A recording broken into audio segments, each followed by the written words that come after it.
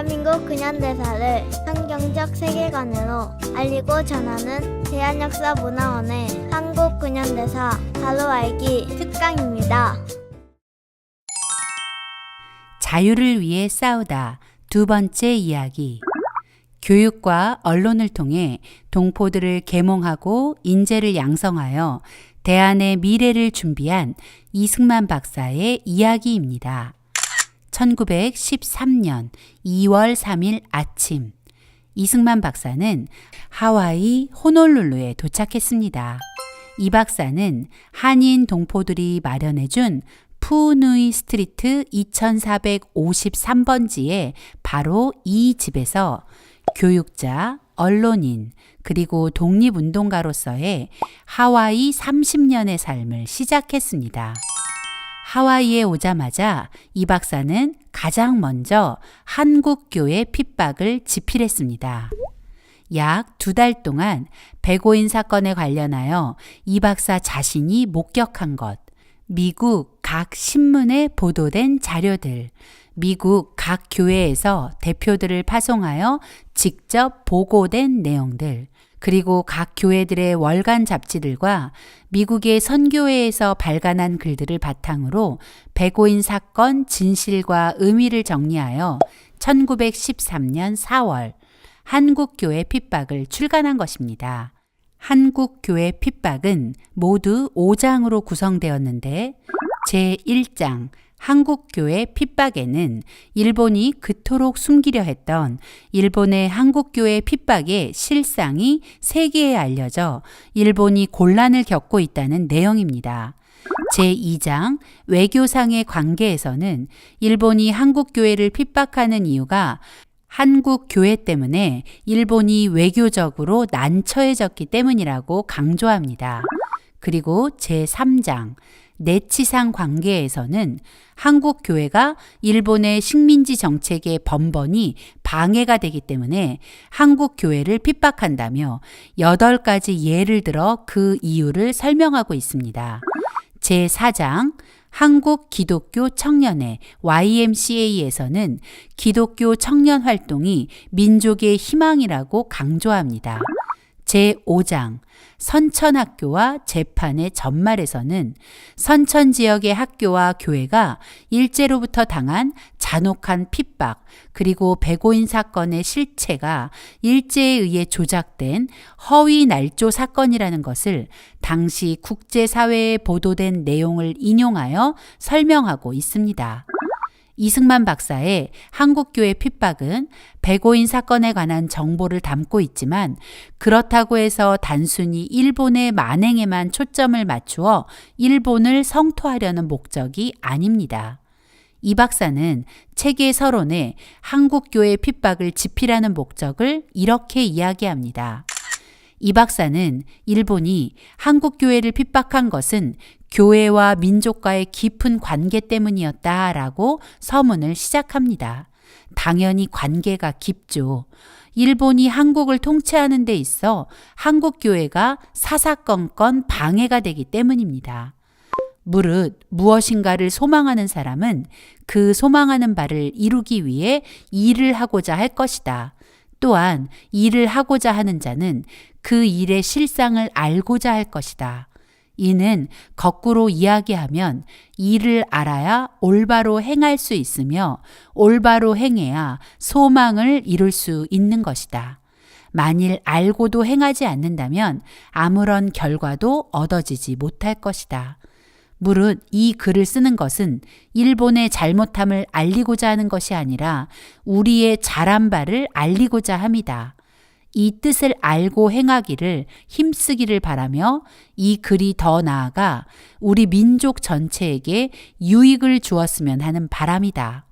이 박사는 한국인들이 일본의 부당함을 알리고 싶고 또 일본으로부터 벗어나 독립을 소망한다면 지금 우리에게 닥친 일의 원인과 실체, 그리고 이 절박한 상황을 벗어날 바른 방법을 알고 제대로 행동하라는 것입니다. 이 박사는 일본의 만행이나 곱씹으며 원망하고 불평하는 것은 우리의 살 길이 아니라고 말합니다.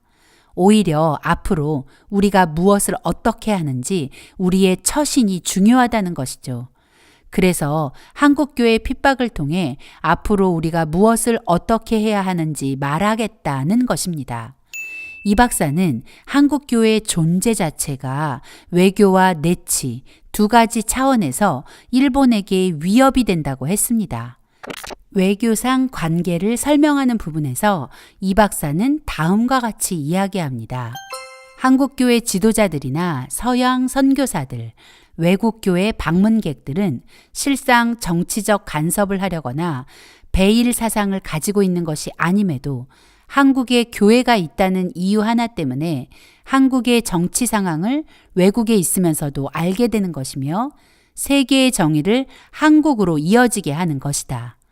일본은 이렇게 외교적 관계가 얽혀 있기 때문에 한국 교회를 싫어하는 것이다. 한국 교회의 시작은 서양 선교사들에 의해서였습니다. 그 선교사들은 여전히 한국 교회 안에 있었고 자신을 파송한 나라 선교부에 한국 교회의 사정과 형편을 보고하고 있었을 것입니다. 선교사들이 스파이 같은 첩보 활동을 한 것은 아닙니다. 하지만 선교사들은 선교 활동을 보고하고 그에 따른 기도 제목과 자신의 삶을 나누는 가운데 선교사 본인이 원하든 원치 않든 이 한반도의 실상도 함께 전달된 것이죠. 기독교 세계관을 가진 서구 유럽의 나라들은 선교사들이 보내준 선교 보고에서 천황을 신으로 숭배하는 일본에 대해 듣게 되었을 것입니다. 그리고는 일본과 자신들이 신앙과 정치적 견해가 다르다는 것을 알게 될 것이고 일본을 보는 시각이 달라지고 일본과의 관계에도 영향이 미치겠죠. 때문에 일본이 한국 교회를 싫어한다는 것입니다. 이승만 박사는 외교적 관계뿐만 아니라 일본이 한국을 통치하는데도 한국 교회가 걸림돌이 되기 때문에 일본이 한국 교회를 핍박하는 것이라며 그 이유를 8가지 예를 들어 설명합니다. 첫째, 교회는 한인들이 자유로 회집하는 곳이며 대체로 사람들이 함께 회집하면 자연히 공론이 생기며 단체되는 세력이 생긴다.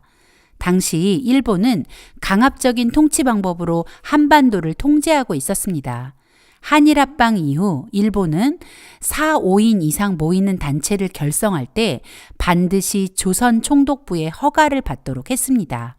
이렇게 집회의 자유를 억압받는 상황 속에서 주로 서양 선교사들이 연관된 교회는 사람들이 자유롭게 모일 수 있는 장소였습니다.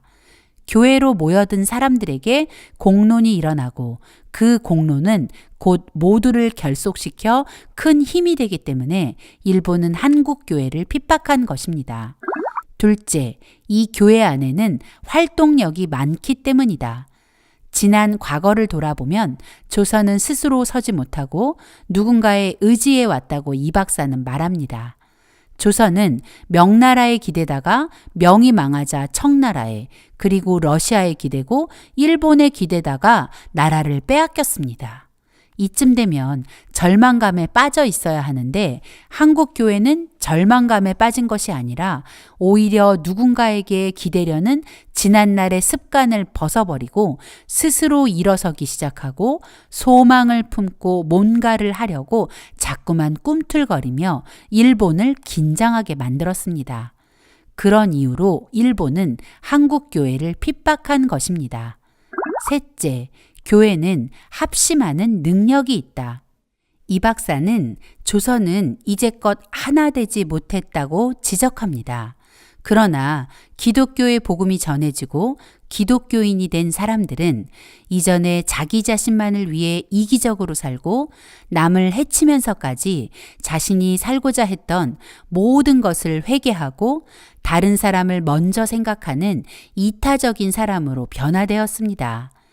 그렇게 변화된 사람들은 서로가 서로를 위하고 섬기며 하나가 되는 놀라운 변화를 맞이했고 마치 한 몸처럼 움직이는 교회는 일본의 내치의 최대 걸림돌이었을 것이 분명합니다. 넷째, 교회를 통해 국민의 원기가 유지되기 때문이다. 이 박사는 이 항목을 설명하면서 이렇게 말합니다. 일본은 나라를 팔아먹은 대신들을 두려워하지 않는다. 또 아무것도 모르고 자기밖에 모르는 일반 백성도 두려워하지 않는다. 또 주색 잡기에 빠져 나라야 어찌 되든 말든 하는 이들도 두려워하지 않는다. 그러나 교회의 높은 도덕적 가르침은 사사건건 일본의 이익과 대치되었다. 네, 맞습니다. 기독교는 나라에 대한 의무와 책임감을 확고히 해주기 때문에 거룩한 기독교인이 많아지면 책임감 있는 거룩한 국민이 많아지는 것이죠. 그렇기 때문에 일본은 한국 교회가 몹시 싫었을 것입니다. 다섯째, 교회는 청년 교육에 힘쓰기 때문이다. 일제가 조선을 점령하고 모든 학교가 일본의 통제 아래 들어가게 되었습니다. 하지만 교회의 주일학교와 교회가 세운 학교들은 한국 젊은이들을 깨울 교육을 멈추지 않았습니다. 이 박사는 만약 교회가 없었다면 우리 아들, 딸들의 미래는 사라졌을 것이다 라고 말하며 이런 교회의 역할 때문에 한국 교회가 일본에 대한 핍박 대상이 되었다고 말합니다. 여섯째, 교회는 우상을 섬기지 않는다. 그래서 일본 천황을 따르지 않는다. 일본의 속마음이 온 세상의 천황 숭배였다는 것을 기억하시죠? 때문에 한국교회는 도저히 일본의 통치를 받아들일 수 없었고 일본은 더 깊이 한국교회를 증오했습니다. 일곱째, 선교사들의 도의적 영향력이 조선에 확장되었기 때문이다. 선교사들은 자신들이 가지고 있는 모든 것을 조선을 위해 헌신했고 자신들이 제일 좋아하는 것을 조선에 주려고 온 힘을 다했습니다. 그리고 그들은 하나님을 사랑하고 이웃을 사랑하는 경천 애인 사상과 발달된 문명을 우리에게 가르치며 우리와 함께 살고 모든 환난과 질고를 우리와 함께하는 우리의 친구였습니다.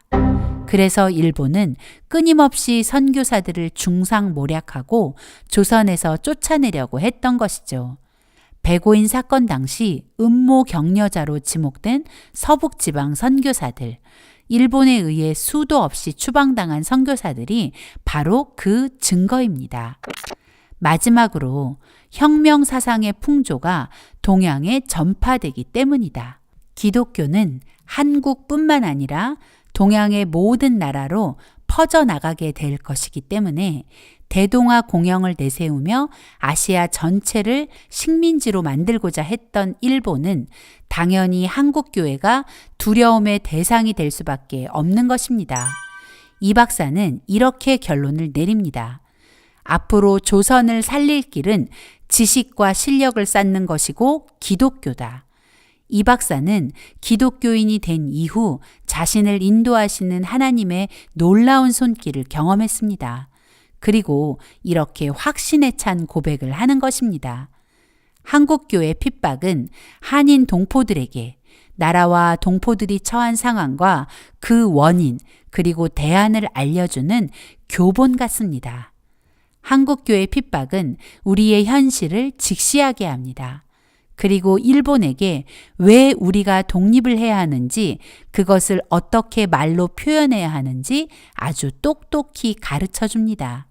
아마도 그 당시 동포들은 이 책을 읽고 이승만 박사의 가이드라인에 따라 자신들이 살고 있는 곳곳에서 한국 교회를 구하기 위해서라도 한국의 독립에 관심을 가지라고 외쳤을 것만 같습니다.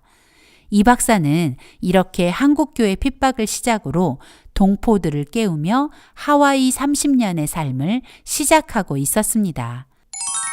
1913년 4월 한국교회 핍박 출판을 마친 이승만 박사는 하와이 여러 섬에 흩어져 사는 한인 동포들을 만나기 위해 1913년 5월부터 7월까지 약 2달간 하와이 군도의 마우이 섬 및 카우아이 섬을 대한인 국민의 하와이 지방 총회장 박상아와 대한인 국민의 총무 안영경과 함께 방문하여 한인 동포들을 만나 한인 동포들의 삶을 돌아보았습니다.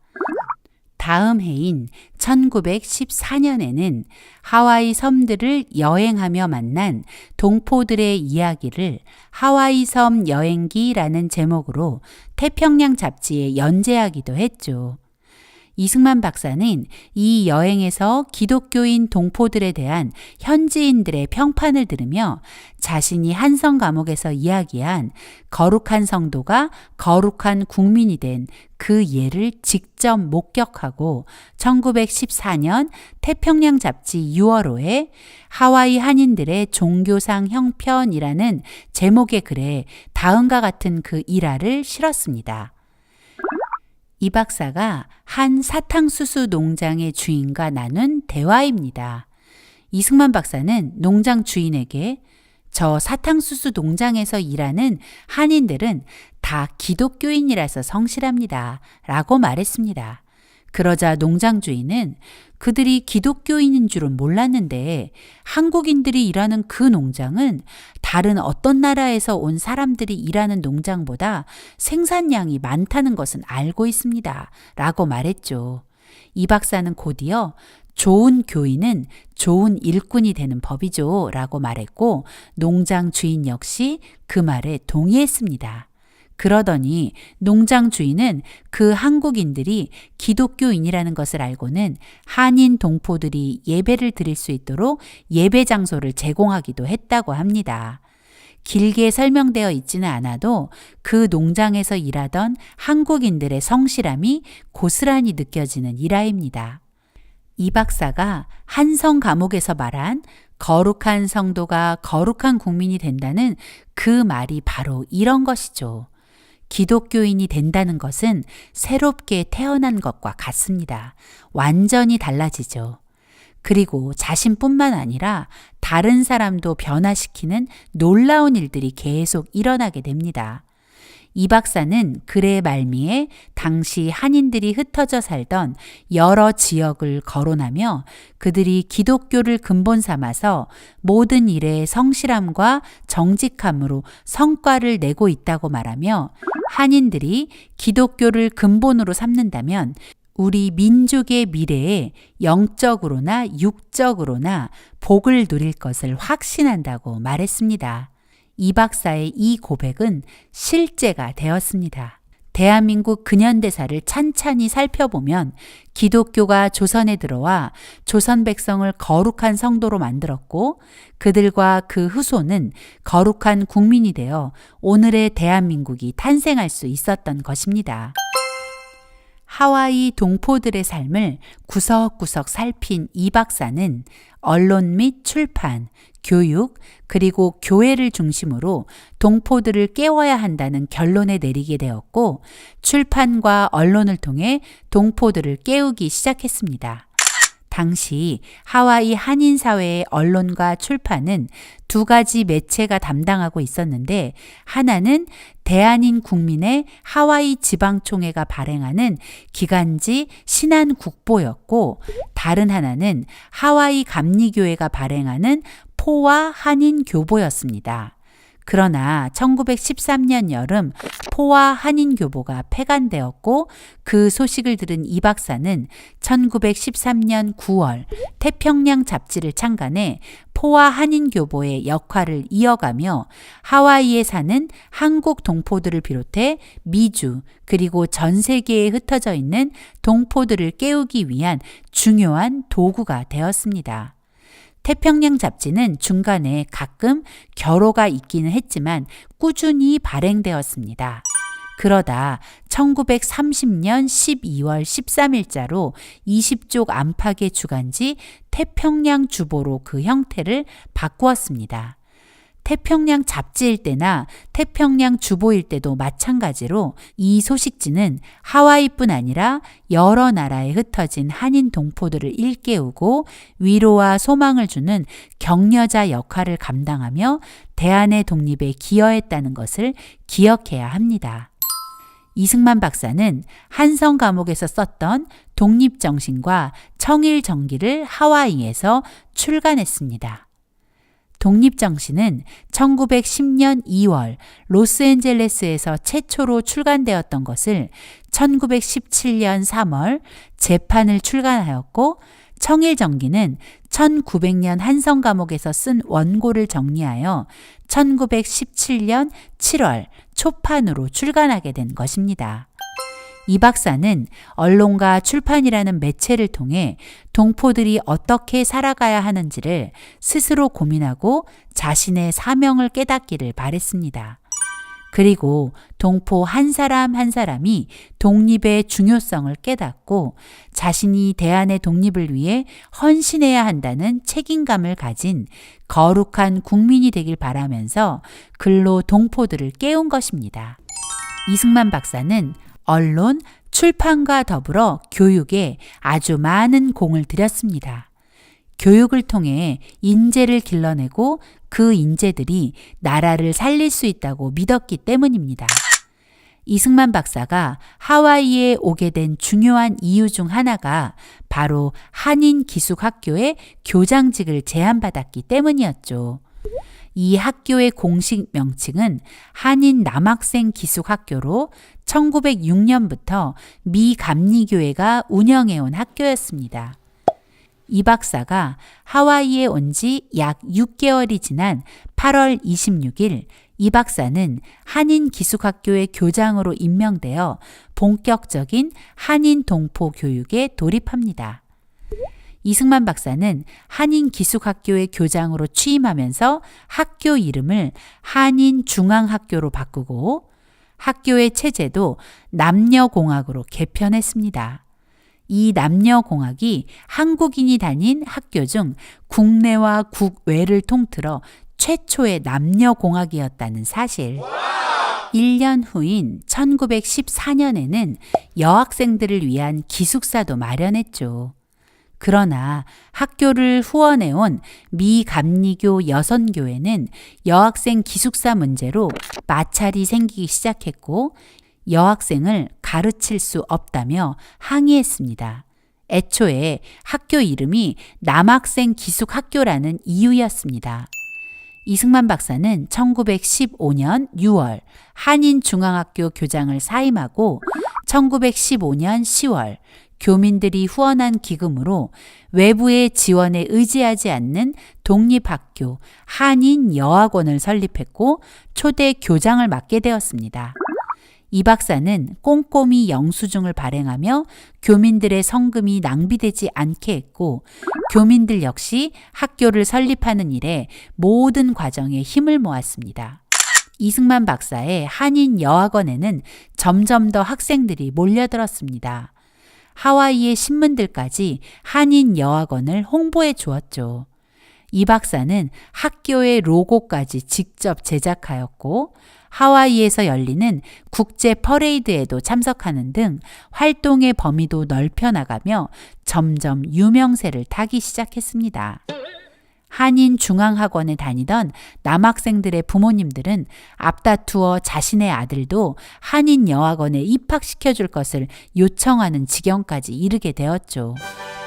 결국 1918년 1월이 되면서 한인중앙학교 남학생들도 대거 전학을 와서 학교는 여학교에서 남녀공학으로 개편되었고 남녀공학이 된 한인여학교는 1918년 9월 학교 이름을 한인기독학원으로 바꾸고 발전을 거듭하게 됩니다.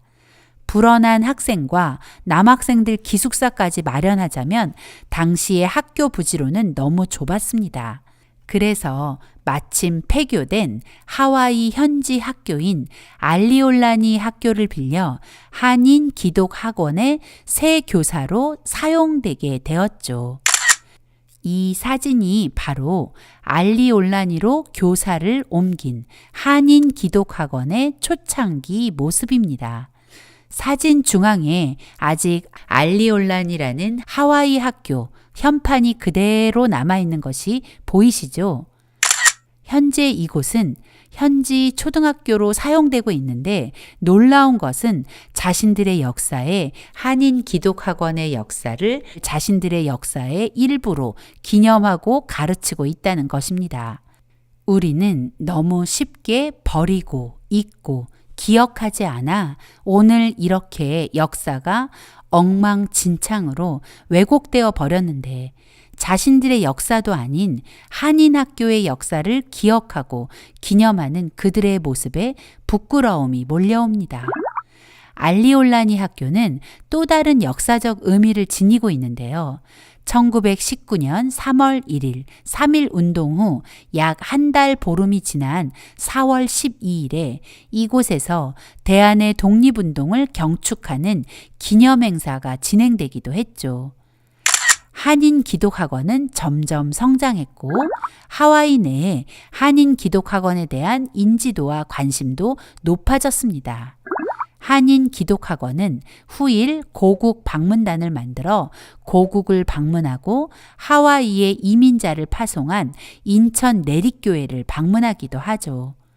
하와이 이민을 떠날 때 누가 이런 날을 상상이나 했을까요?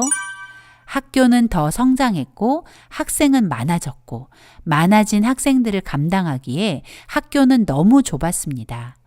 이승만 박사는 현재 하와이 칼리이 초등학교가 위치한 바로 그 자리에 새 교사와 기숙사를 짓고 학교를 확장 이전했습니다. 하와이에서는 이미 없어진 한인 기독학원을 기억하고 학교가 있던 그곳의 도로명을 쿨라코레아 한국학교 길로 부르고 있습니다.